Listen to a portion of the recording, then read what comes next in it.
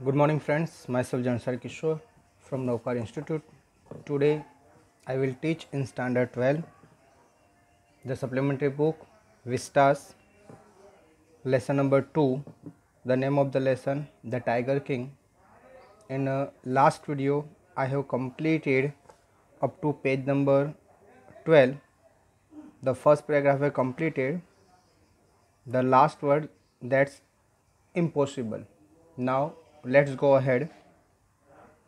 The British officer's secretary sent word to the Maharaja through the Diwan that the Durai himself did not have to kill the tiger.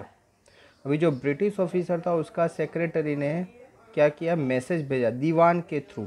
दीवान यानी जो महाराजा होता है तो उसका जो मंत्री होते हैं उसको दीवान बोलते हैं। यानी ये जो ब्रिटिश ऑफिसर वो खुद नहीं आया था, उसने अपने सेक्रेटरी को भेजा और ये सेक्रेटरी ने दीवान को बताया, दीवान ने किसको बताया, महाराजा को। ओके, तो इस तरह से वाया मैटर हुई। तो दीवान को कहा कि भाई हमारा जो दुराई है, दुराई यानी ये जो हाई रैंक्ड ब्रिटिश ऑफिसर था, कि वो दुराई हिमसेल्फ यानी खुद did not have to kill the tiger, वो खुद टाइगर को मारेगा नहीं। The maharaja could do the actual killing, जो महाराजा है वही रियल में किलिंग करेंगे। What was important to the Durai, अभी जो दुराई है उनके लिए इम्पोर्टेंट थिंग्स क्या है, was a photograph of himself holding the gun and standing over the tiger's carcass. तो उनका जो दुराई था यानी जो हाई रैंक ब्रिटिश ऑफिसर था, उनका टारगेट ये था कि किंग खुद क्या करे, टाइगर की किलिंग करे। वो ओनली गन लेकर ये जो डेड बॉडी है टाइगर की, तो उसके सामने खड़ा रहेगा और वो फोटोग्राफ खिंचवाएगा। ओके, जिससे वो सबको बता सकता है कि भाई ये जो टाइगर है उसको मैंने मारा। बस उसको ये नाम ना लेनी थी, यानी उसको रियल में किलिंग भी नहीं करनी थी। उनका मेन टारगेट था कि जो डेड बॉडी है टाइगर की, तो उसके कारकेस के पास उसको क्या कराना था, फ़ोटो खिंचवाना था।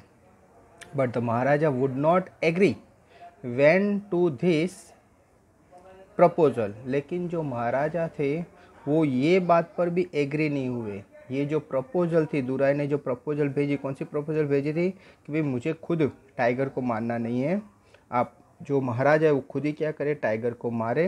लेकिन उनकी जो डेड बॉडी है उसके सामने वो खड़े रहकर ओनली फ़ोटो खिंचवाना चाहते थे। लेकिन ये प्रपोजल भी महाराज ने एक्सेप्ट की नहीं।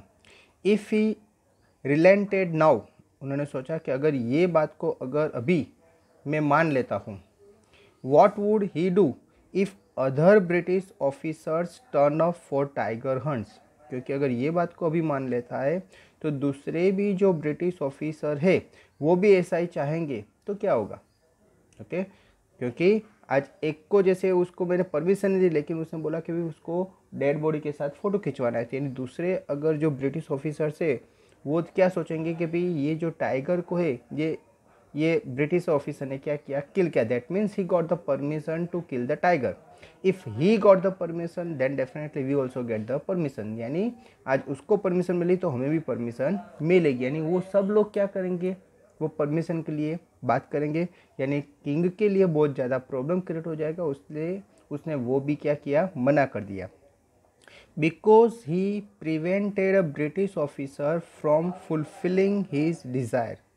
अभी ये जो किंग था उसने ये ब्रिटिश ऑफिसर की जो इच्छा थी, डिज़ायर थी, जो विश थी, उसको क्या किया, फुलफिल करने के लिए मना कर दिया।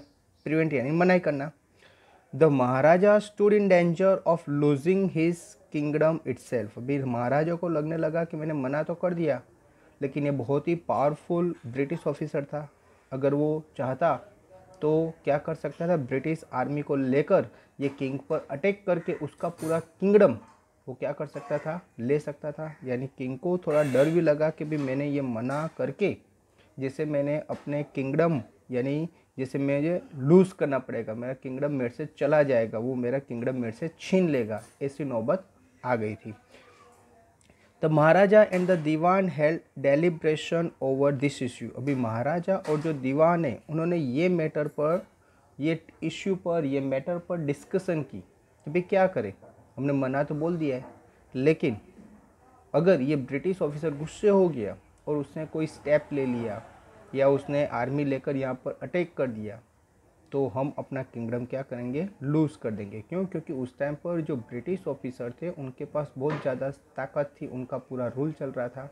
ओके, एज अ रिजल्ट उसका रिजल्ट ये आया, a telegram was dispatched forthwith to famous British company of jewels in Calcutta.